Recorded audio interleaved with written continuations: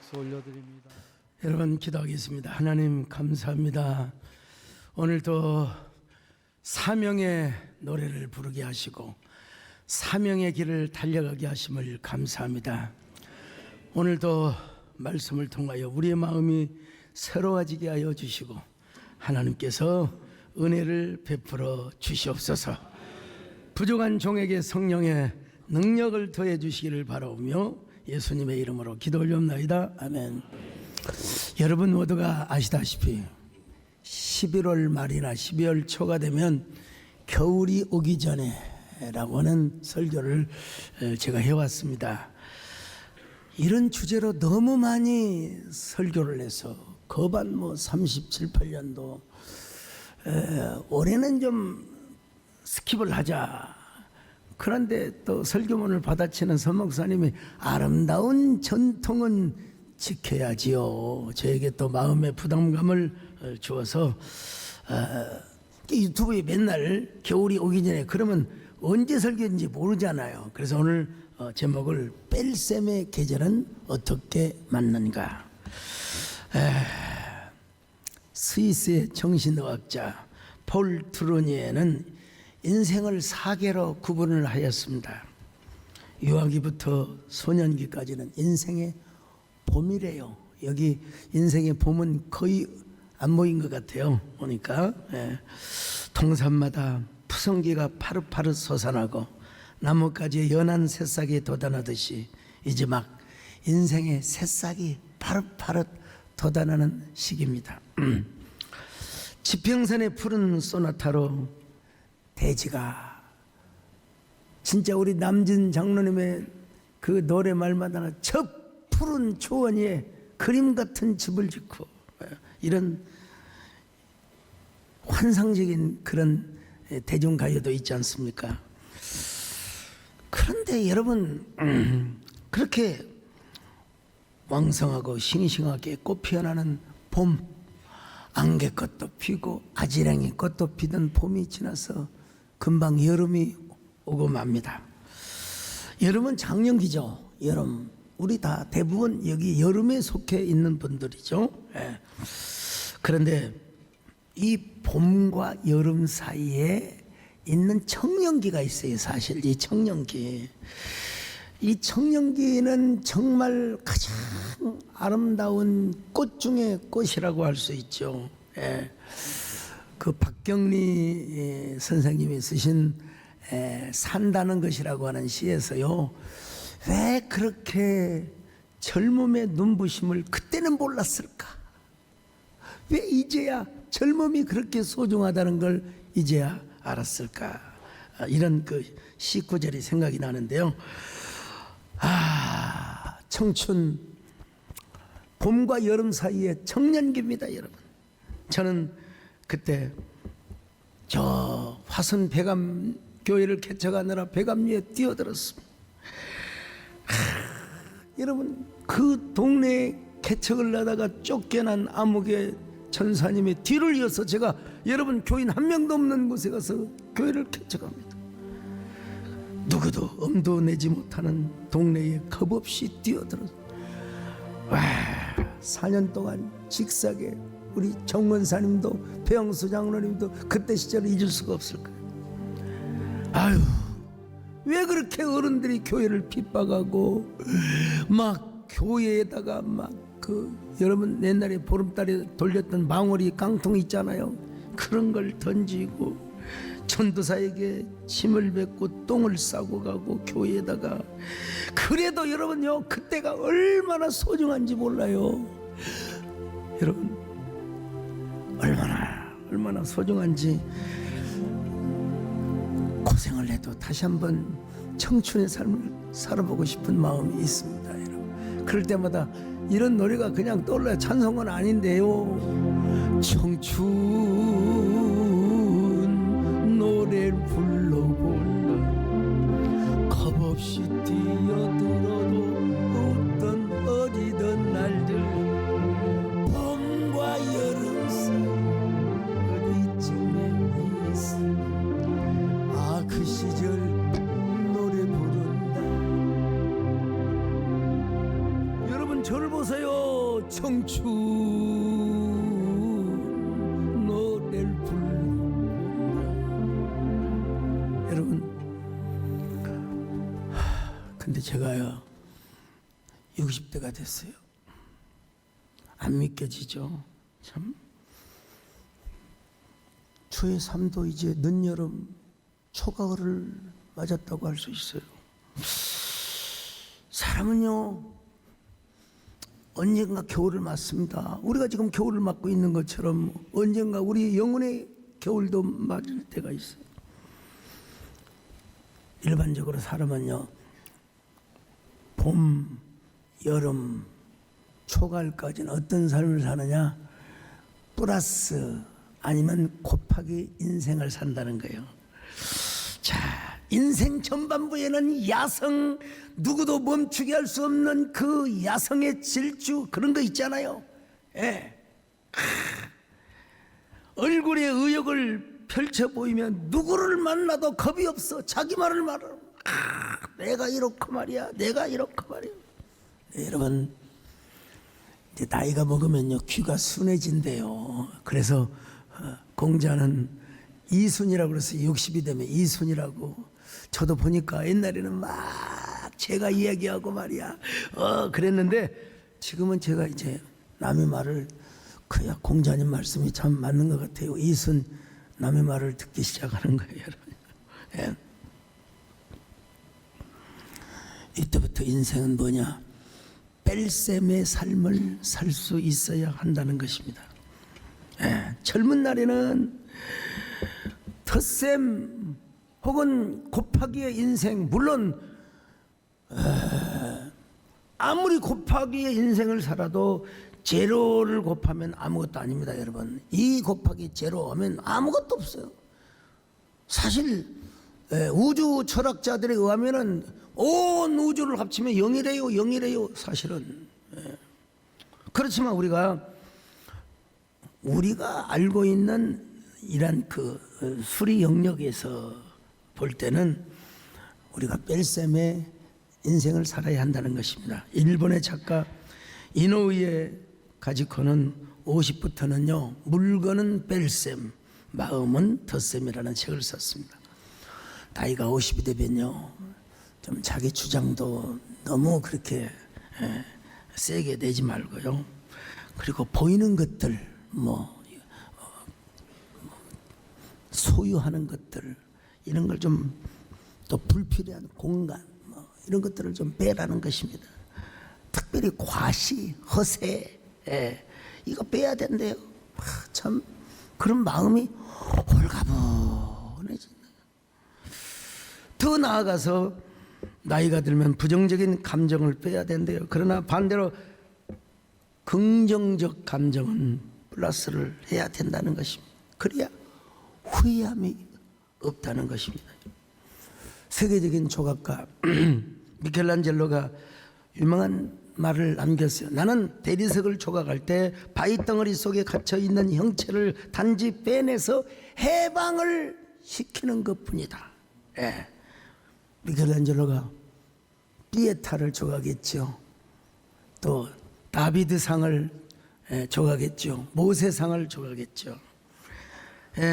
미켈란젤로는 무슨 얘기를 했느냐? 한마디로 말하면 모세상이 아닌 것들, 다비드상이 아닌 것들, 피에타상이 아닌 것들을 다 뺐다는 거예요. 끌로 다 조각을 했다는 거예요. 그랬더니 모세가 나오고 다윗이 나오고 피에타상, 물론 피에타상은 천주교에서 주로 애호하는 그런 이미지입니다만은, 우리는 자꾸 무엇을 더 해야 되는 줄 알아요. 무엇을 곱하기만 해야 되는 줄 알아요. 여러분, 인생도 가장 멋지게 사는 사람은 마지막을 행복하게 살아야 한대요. 그 마지막 행복하게 산다는 말은 무슨 말이냐? 인생 마무리를 잘해야 한다는 거예요. 마무리, 뺄셈을 잘해야 한다는 것입니다.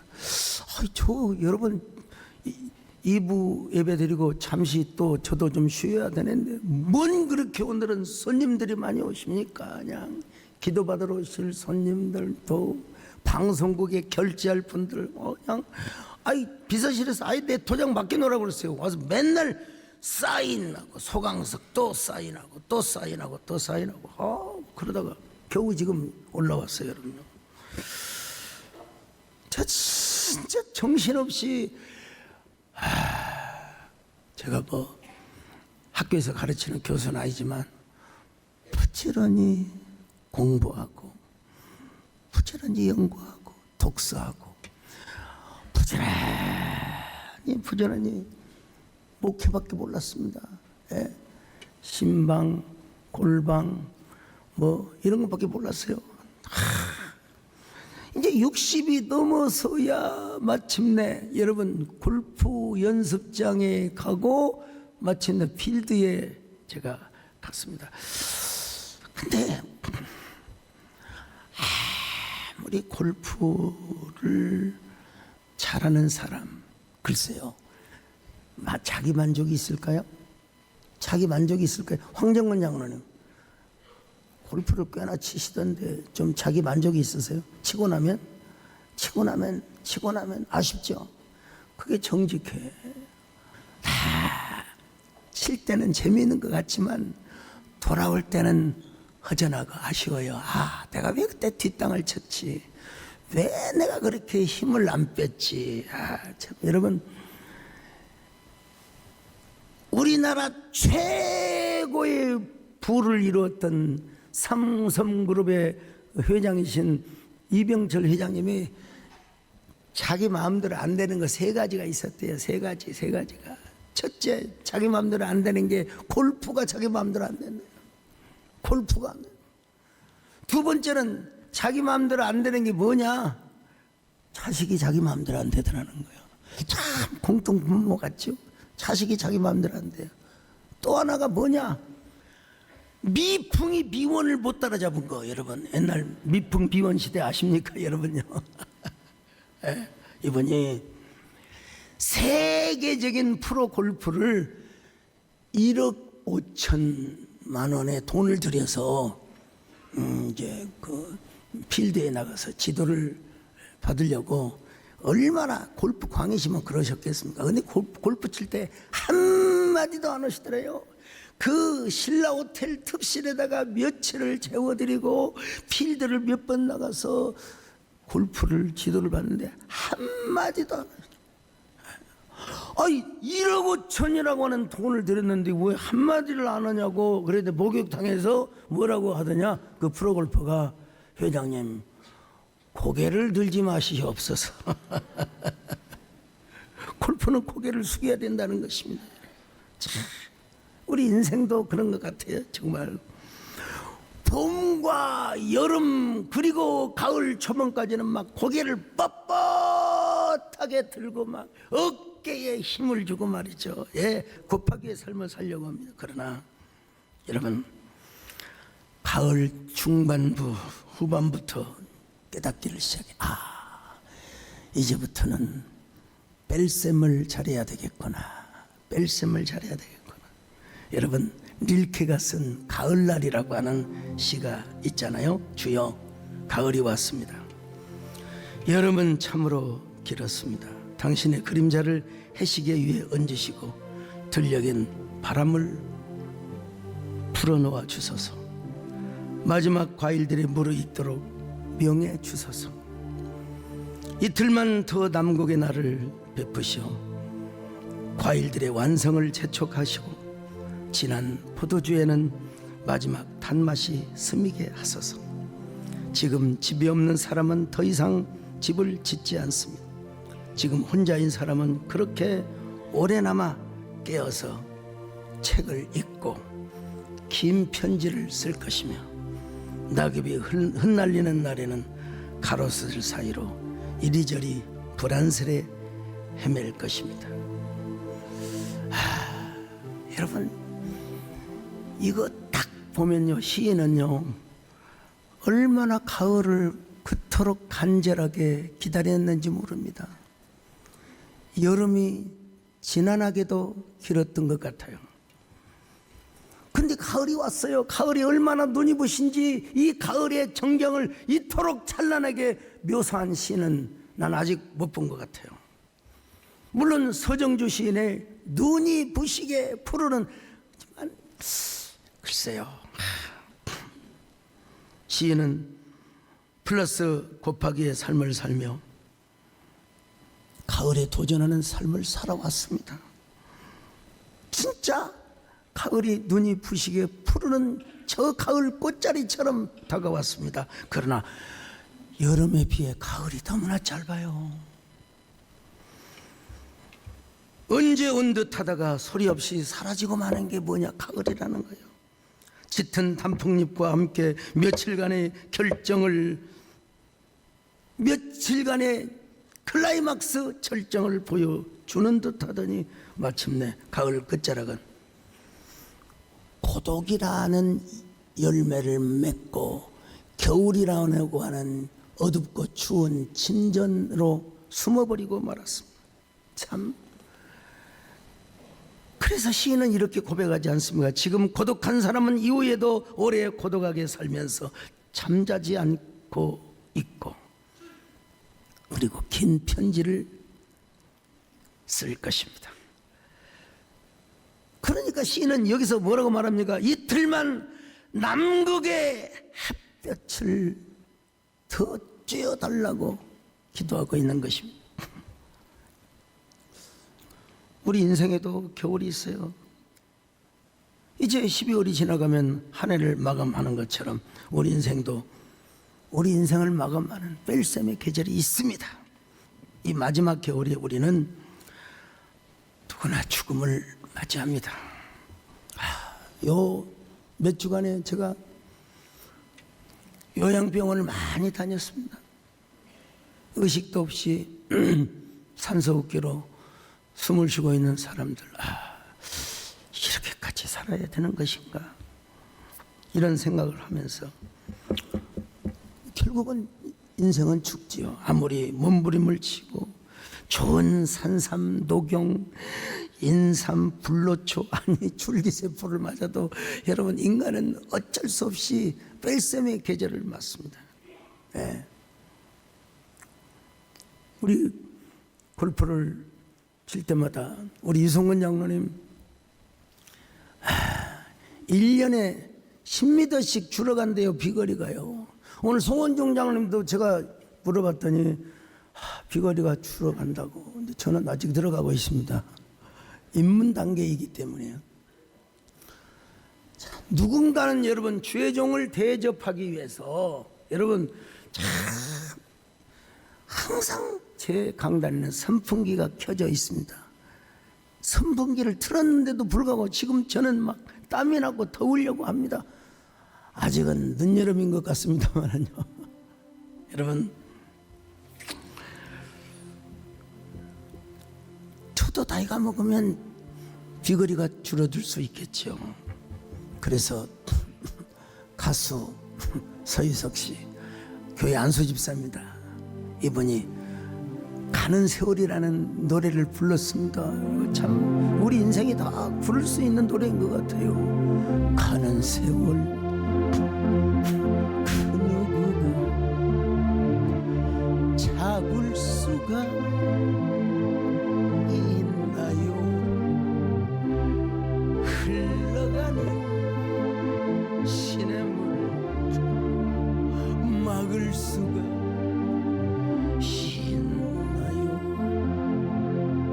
아가들이 자라나서 어른이 되듯이 슬픔과 행복 속에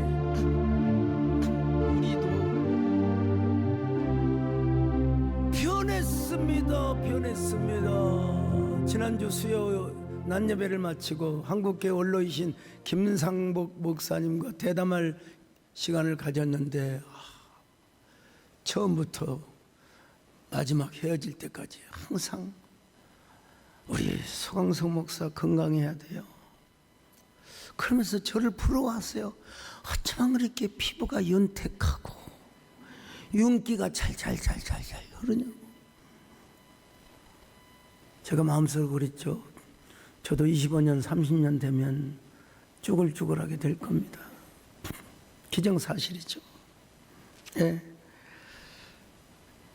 여러분, 우리가 아무리 젊어지려고 하고 아무리 운동을 하고 해도 우리는 결국은 뺄셈의 계절을 맞게 된다는 것입니다. 근데 여러분, 우리가 죽고 나면 끝나면 얼마나 좋겠습니까? 죽으면 다 끝이야. 죽음 이후에는 아무것도 없어. 성경은 말씀합니다. 히브리서 9장 27절 시작. 한 번 죽는 것은 사람에게 정해진 것이요 그 후에는 심판이 있으리니. 심판이 있어요. 사도 바울은 이걸 알았어요. 그래서 자기의 죽음이 성큼성큼 다가오지만 그러나 절대로 그 죽음을 두려워하지 않고 하늘 상급의 영광의 멸류관을 기다리고 있었습니다. 디모데후서 4장 6절로 8절입니다. 시작. 전제와 같이 내가 벌써 부어지고 나의 떠날 시각이 가까웠도다.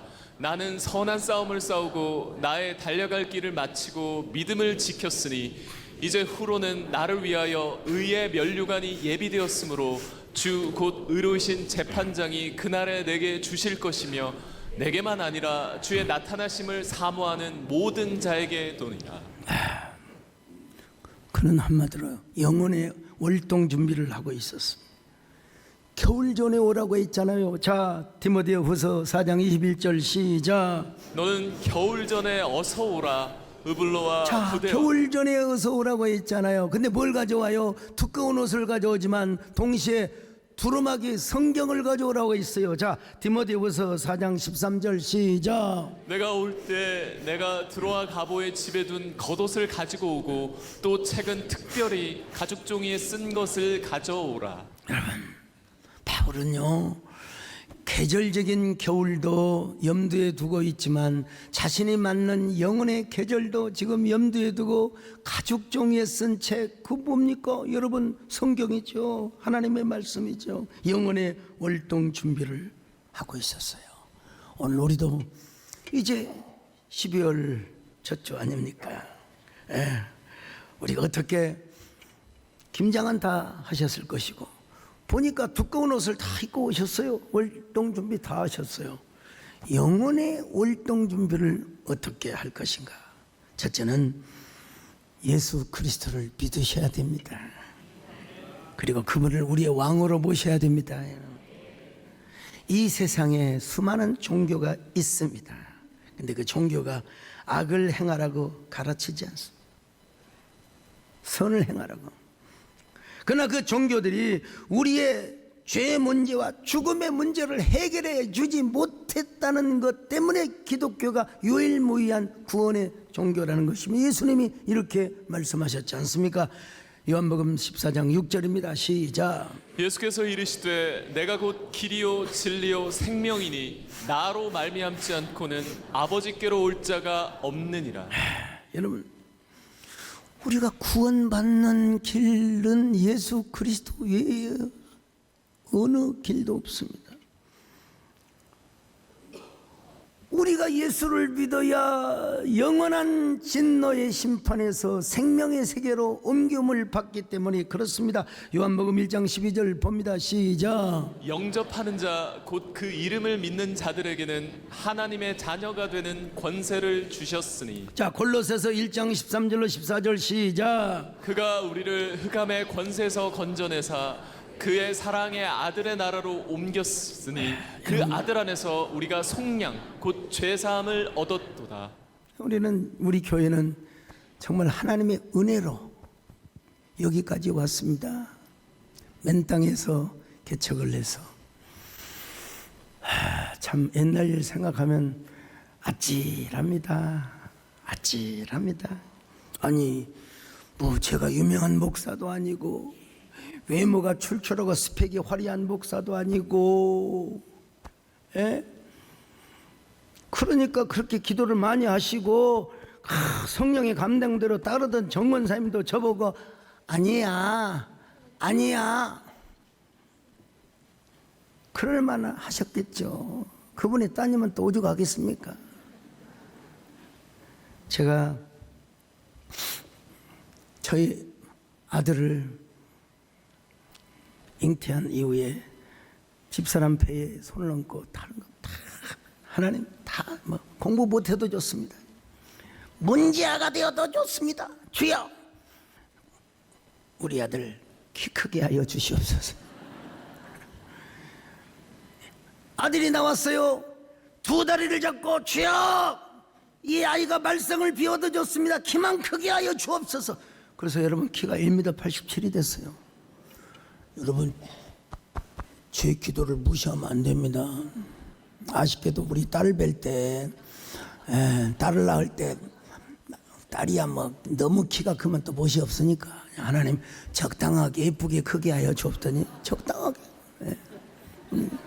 우리 남 변호사님 적당하게 내가 기도해요.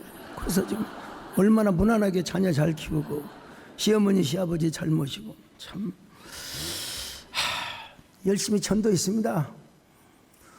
가만히 있는다고 누가 옵니까 여러분? 그것도 제가 강도사것이 떨어져 갖고 세상에 1년 재수를 하는 전도사 신분으로 교회를 개척했으니 누가 우리 교회를 오겠어요? 그래도 여러분 열심히 전도하거든. 열심히 전도하고 타이탄 추럭을 동원해서 그냥 전학원상 기타를 치고 막 당신은 지금 어디로 가고 있나요? 막 노래를 불렀어요. 난 이 노래를 부르면 너무 막 젊어져요. 제 안에서 젊음이 다시 태어나는 듯합니다. 당신은 지금 어디로 가나 발걸음 이 세상 어디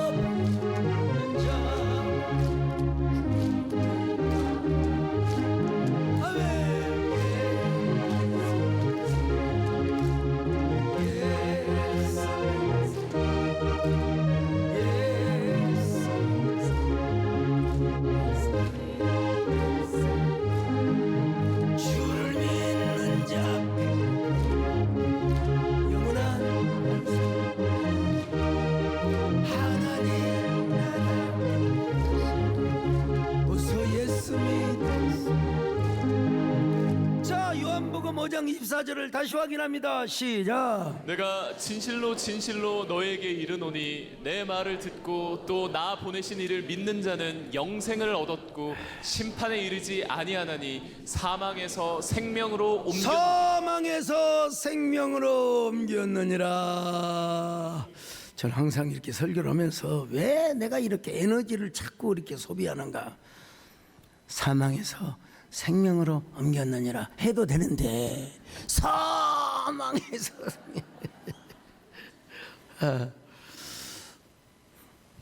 참 하나님의 기적인 것 같아요. 오늘 우리 교회가 있기까지는 최근 무슬림의 본산지인 사우디의 수마야라고 하는 28살짜리의 공주 한 명이 성경을 어떻게 몰래 읽다가 예수님을 믿어버렸어요. 예. 시녀가 그걸 또 왕에게 고발을 해가지고 저 사우디의 왕은 막 여러 명의 막 첩이 있잖아요. 그냥 공주를 불태워 죽이라고 명령을 했는데 이상하게 그 불이 꺼지고 연기를 피우다가 그 여자는 살아남아서 요르단으로 도피를 해서 결혼을 해가지고 행복하게 잘 살고 있다는 이야기를 들은 적이 있습니다. 그러자 쿠웨이트의 압돌라 알 사바라는 왕자도 예수님을 구세주로 믿었대요. 만일 가족이 자기를 죽이면 자기는 예수님과 함께 천국에 있을 거라고 난 두렵지 않아요. 난 두렵지 않아요. 이런 걸 보면 참 하나님의 사랑과 은혜와 능력은 지금도 저 사막의 땅에서도 영혼의 꽃을 피워낼 수 있다 라는 사실을 우리 빼앗긴 들에도 보면은 오지요. 여러분, 이 얼어붙은 대지의 겨울에도 여러분들은 한 명이라도 더 구원을 하고 더 차가운 겨울에도 에델바이스 같은 인동초 같은 영혼의 꽃을 피워내는 저와 여러분 되시기를 바랍니다. 두 번째는 이제 서로 이해하고 배려하고 화목하는 삶을 사는 것입니다. 사도 바울, 천하의 사도 바울도 원수가 있었어요. 원수. 주로 집안에 원수가 있다고 하는데 성경에도 원수는 집안에 있느냐 그랬어요. 집안에 있다고 하는데 같은 집안이나 다름없어요. 여러분, 사도 바울에게 마가는 선교 여행을 다니면서 이리 불평 저리 불평 막 부정적인 안목과 부정적인 탄식을 그냥 계속했어요. 웬수야. 그래서 2차 전도 여행 때 나 저 인간 안 데려간다. 바울은 실용주의자였어요. 실용주의자. 이제 바나바는 그래도 우리가 품어야지. 이상형이었어. 이상형. 바울은 마가를 안 데리고 가고, 그리고 나서 사도행전은 바나바에 대한 이야기는 전혀 언급하지 않고 이제 사울이 이제 뭡니까 바울의 그 선교 행전만 언급이 되는 걸 보면 이걸 뭐라고 좀 해석할 것인가. 어쨌든 바울도 상처를 남기고 마가도 상처가 되었어요. 세상에 저 위대한 사도가 나를 버려, 내가 부족하다고, 내가 무익하다고 나를 버려. 여러분, 상처가 있었어요. 상처가 있어요. 근데 바울이 자신의 인생의 해가 질 무렵에 마가와 화해하고 싶었어요. 마가 속에 울고 있는 상처 받은 어린아이를 여러분 달래주고 싶었던 거예요. 자, 디모데후서 4장 11절 보실까요? 시작. 누가만 나와 함께 있느니라. 내가 올 때 마가를 데리고 오라.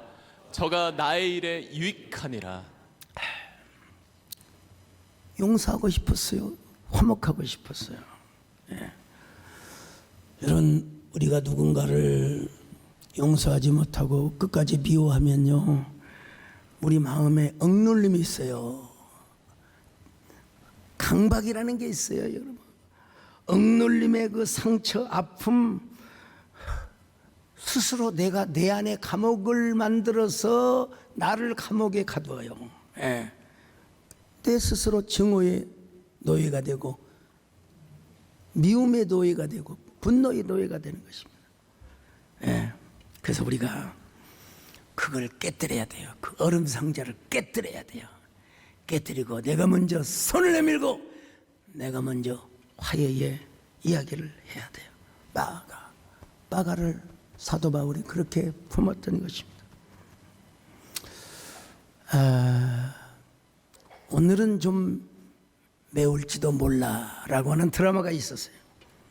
제가 막 직접 보지는 못하고 구글 검색을 통해 내용을 쫙 살펴보니까 주인공 창옥 한석규 씨가 주연을 했는데 번역가이자 인문학 강사로 활동을 하는데 아내 다정 김서영인데요.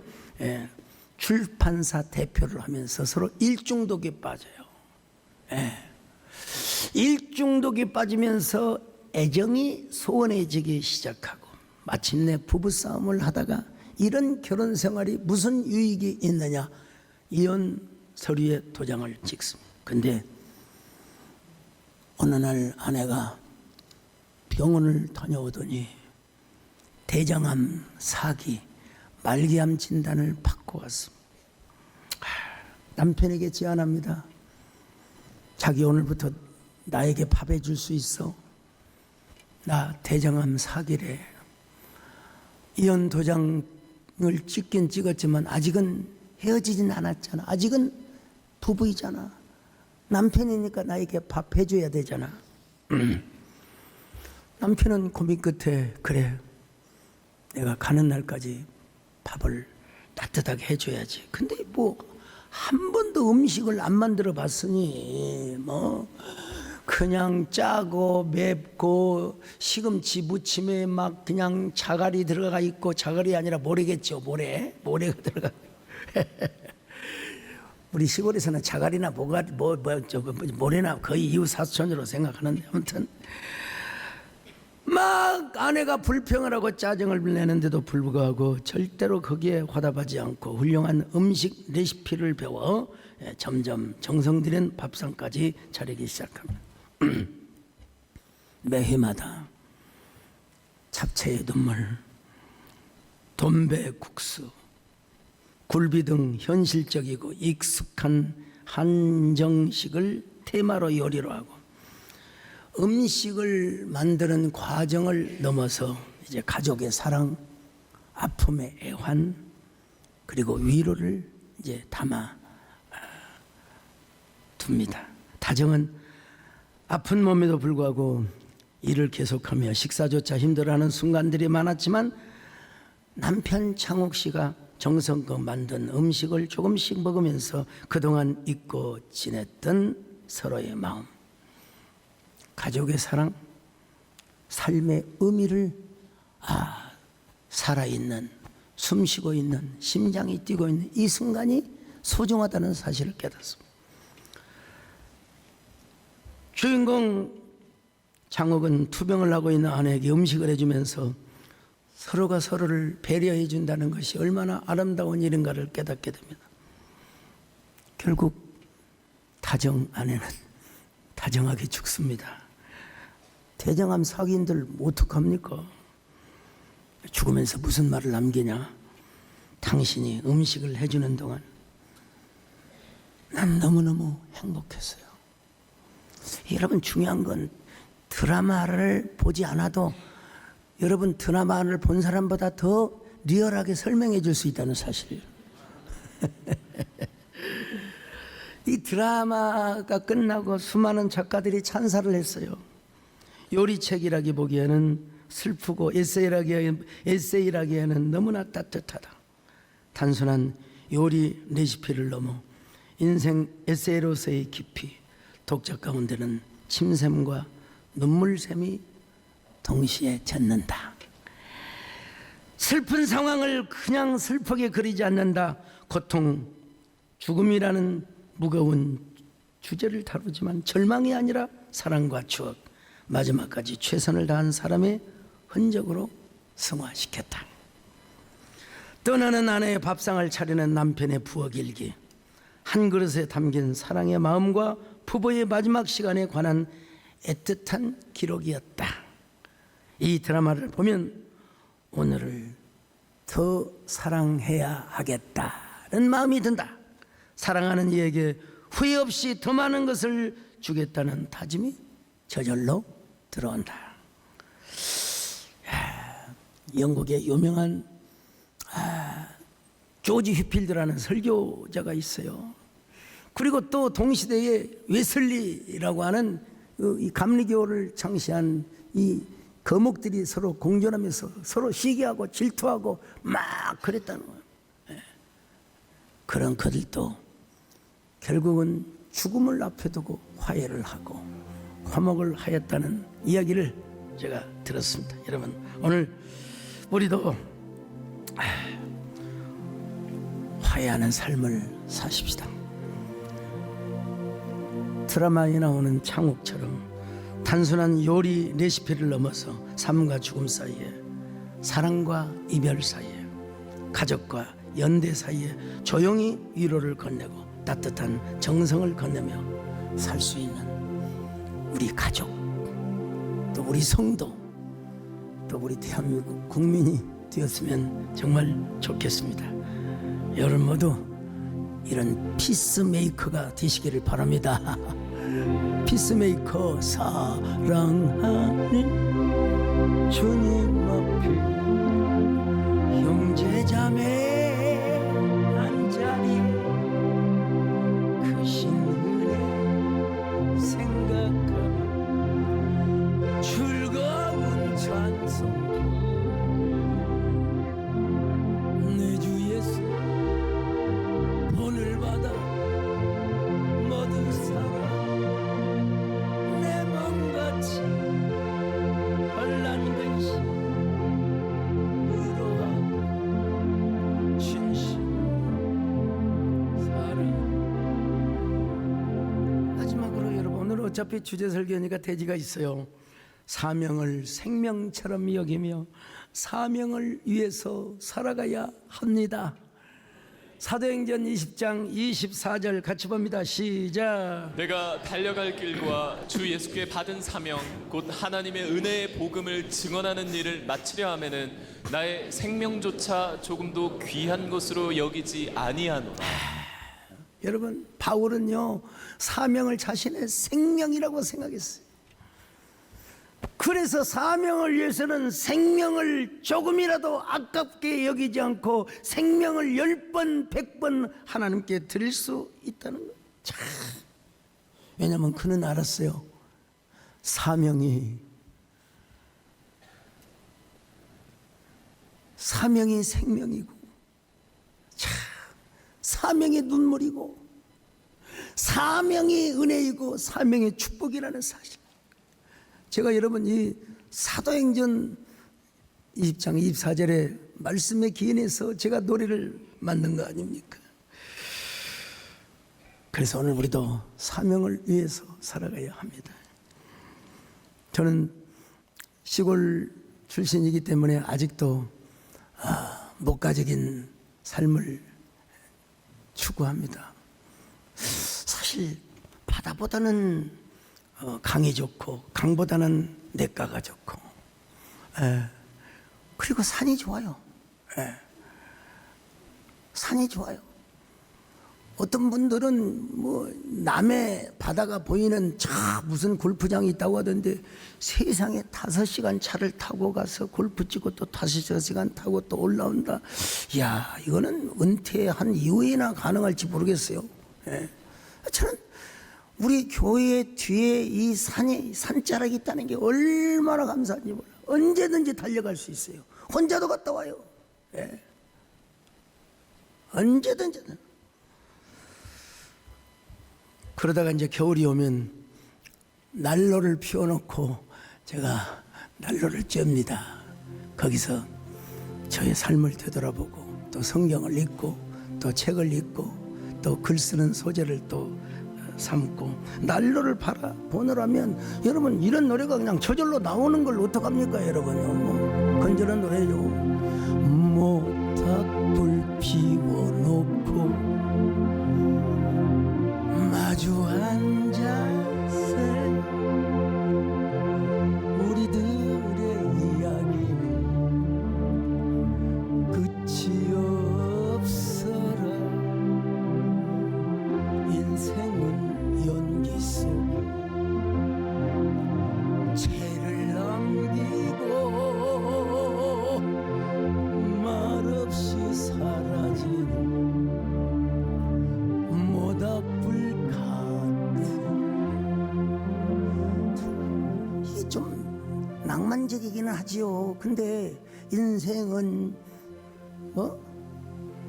연기 속에 채를 남기고 참 말없이 사라지는 모닥불 같은 거지. 여러분 얼마나 허전합니까? 니힐리즘 허무주의자가 될 수밖에 없어요.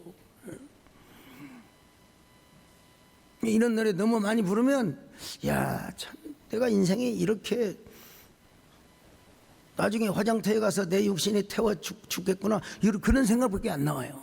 우리는 우리 주님께서 우리에게 주신 사명이 있다는 사실을 깨달으셔야 됩니다, 여러분. 주 예수께로부터 받은 사명.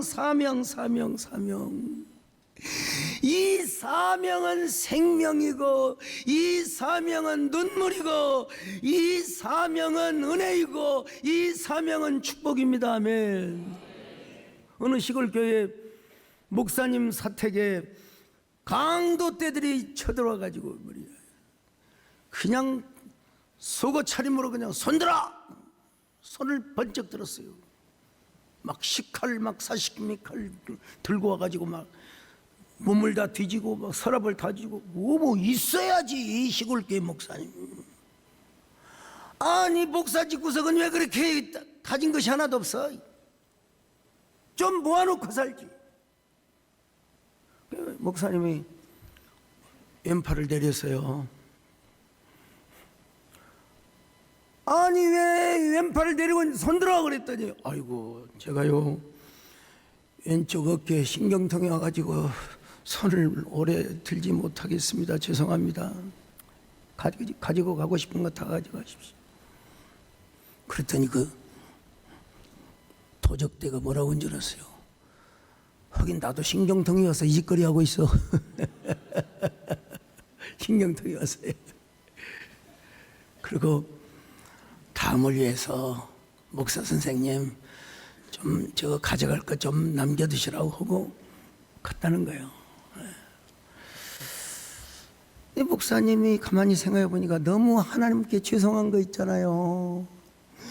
그 강도적 도적대한테는 두 손 들라니까 꼼짝없이 두 손 들고 무릎 꿇고 끽소리도 못하고 순종을 했는데, 과연 저는 지금까지 살아오면서 얼마나 하나님의 사명에 순종을 하고 얼마나 내가 하나님의 뜻에 순종을 하였습니다. 내가 하나님 명령에 얼마나 자원하여 자원적 결단적 순종을 하였단 말입니까? 그러면서 펑펑 울며 회개하고 새벽기도를 갔대요. 참 가슴 찡하더라고요. 생각해 보니까. 여러분, 우리가 나이가 들수록 의시되고 뽐내고 자랑할 만한 것들은 우리가 빼야 되고요. 육신의 소욕, 정욕 이런 건 빼야 되고, 우리가 사명, 하나님의 뜻, 순종, 충성, 헌신, 이웃사랑, 여기에는 우리가 덧셈의 삶을 사시기를 바랍니다. 사명이 생명이다. 사명이 눈물이다. 사명이 생명이기에 사명의 눈물이기에 힘들고 어려워도 사명의 길을 걸어가리라. 사명이 은혜이기에